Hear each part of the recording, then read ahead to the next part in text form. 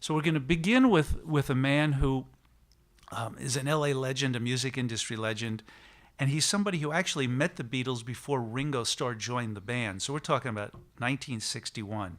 As to this gentleman, to give you a sense of the depth and breadth of his career in music, he was playing piano for Dinah Washington when he was 14.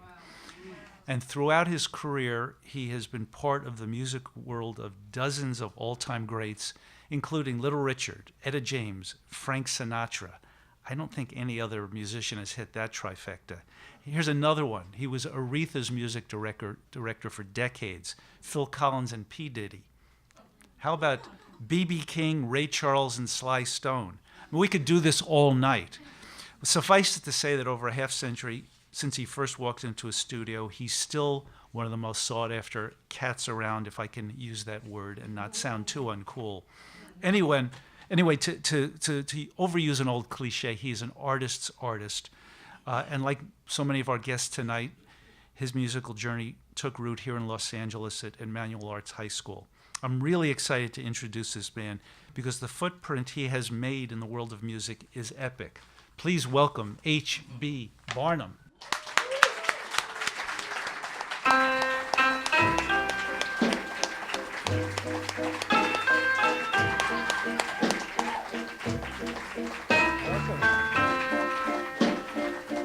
Didn't that sound like an obituary? Well, we got it done in advance. Okay. Welcome, sir. Welcome. How you doing? I'm doing well. In 1961, I was going to record stores figuring out how I was going to spend my dollar, which record I was going to buy. You were already making musical They weren't history. $1, then they were like 59 cents or something. Well, Caruso's in New Rochelle was, Oh. they were tough. They were tough on us. But in 1961, you were obviously, in the thick of things. What brought you to Hamburg, where you met the Beatles? Well, actually, I think it was a little earlier than 61. It might have been like 59 because we had just finished Pink Shoelaces. And I was, they were trying to make me a singer. And they sent me on a European tour. I went to Italy and did a TV show where I was a star, and we wound up introducing me to a fellow named Bert Camford. And Bert Camford took me to see this group, and which was the Beatles, with Peter Best on drums, and they were good. I mean, who knew? But the more than that, they were just a bunch of great guys. We hung out in Hamburg for 2 days, and then I didn't see them again until '61 when one of the records came out on VJ. Remember the first record came out on VJ? They were on VJ. But I was in the studio when they recorded the album with the yellow cover album with Peter Best on drums. So that was quite an experience. I didn't had no idea. When they were playing, they were okay. Nothing stood out. If you have a diamond and you put it on the floor here, people will probably walk past it. But you take that diamond and put it on a black cloth and put a light on it. The light was George Martin, and that he took that raw, beautiful music and made it he put the cloth on it and put the light on it, and it was there, but he had to make so we could understand it and see it. From what you remember of, they were doing pretty much all covers in those days. Yeah. Was there any particular one that they did that was like, how do these kids know that song? Was there anything like that? Well, our music from the States goes all over the world. Even today, there's a thing called Northern Soul, and they're playing records that I never heard in my life, and they're records that people recorded in the 50s and 60s and 70s. So the Beatles, the thing about it, they had a sound, and they had a feeling that took whatever they took, it made it different. It made it sound different, and when they and their songs were so they were out there. I mean, if even today, if you listen to some of the lyrics and everything, they're so far ahead of everybody. I'm pretty sure I've never met anybody who actually saw them with Pete Best. What kind of a drummer was he? You want to get me in trouble? We're gonna change No, the question. no, he was a good drummer. He's a good drummer, yeah. Well, we'll talk about what kind of a guy he was then, because I think you said to me when we talked on the phone, you said he was of the four guys, he was the one you were. He was the one I was most impressed with as a musician. Really? Yeah, it was Interesting. good. It was good. But it was a band, it was a good band. They were tight. They were really tight. Now, was Stu Sutcliffe still playing with them, or No, he it was gone? the three guys and Peter, yeah. Mm-hmm. And they recorded that way. They recorded. I know they did the one album that I was privy to be in the studio with, but no, he was good. He was good.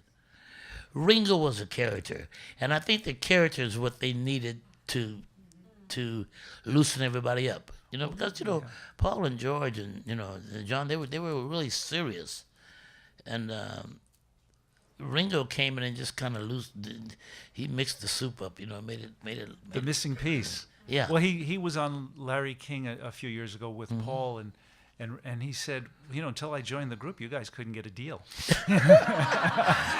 It's really funny because we run into each other every 2 or 3 times a year on the road at different shows, and he's never changed. He's still a great guy, a lot of fun. A lot of people say, well, he's not as good as the other drummer. Didn't matter. He fit. He made it work.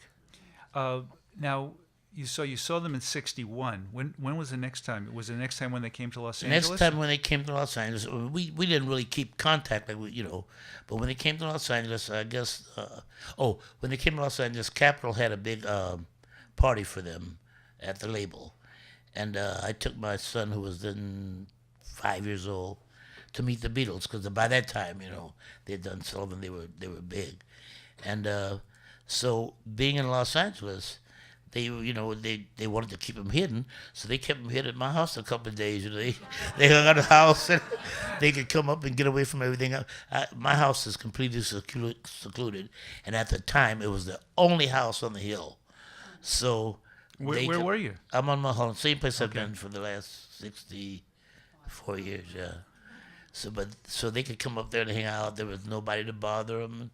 I have some other pictures. I sent you one today. I have some other pictures of them in the pool and stuff like that, and so it was cool. That's amazing. Yeah. So did you get to know them a little bit more in Much better, that environment? much better than And now they're in the eye of the hurricane at that point. That's right. You better believe it. I mean, the night at Dodger Stadium was what I'll never forget. I mean, it was the first time that I had seen a crowd that large, and people. It was just from the minute the first note, you couldn't hear anything but people Screaming. That's right, yeah. And even with the Elvis situation, I mean, the Beatles it was just different, yeah. In between the time you met them in a couple of times in Hamburg and the time they came to Los Angeles, they were not on the American map at all. I mean, they had a bunch of records come out here that almost nobody heard or played. They were on obscure On labels. VJ. They were on VJ. They were on Tolly. They were on Swan. Yeah. They weren't having any hits. Dick Clark had. I mean, there's a famous clip from the fall of '63 on Dick Clark where he plays one of their records and you can't really dance to it, and they gave it like a 65 or something. Well, that part of the business hasn't changed. I think the marketing and the merchandising is very important. Now, the talent becomes important after you become known. Because you have no talent, you quickly disappear. But these guys have tremendous talent, and with George adding the elegance to the music, it let the talent evolve and come out. So, when I heard "Please, Please" and on VJ, it was a good song. But like you said, we were laughing at the lyrics and stuff like that. But then how in that mind, how could you come with Norwegian Wood and those kind of songs? I mean, that was locked up in that computer, and George Martin laid it out on the black cloth and put the light on it, and they were truly change culture, change music. Letter Freeman, I think Let Freedom. I think guys like Dylan's and the people like that, Brian, you know, they made it free. They made music free. Given everyone you've worked with, when you think about the greats of the 20th century, going all the way back to say Louis Armstrong up to I never worked with him. you didn't work with Armstrong? No, I did not. Oh. I'm only 21. I have shoes older than you. In terms of changing the culture, in terms of the evolution of their music in a very short period of time, are they as great as anybody from the 20th century in your mind? You know, I never talk about someone being the greatest of all time. People are great in their time.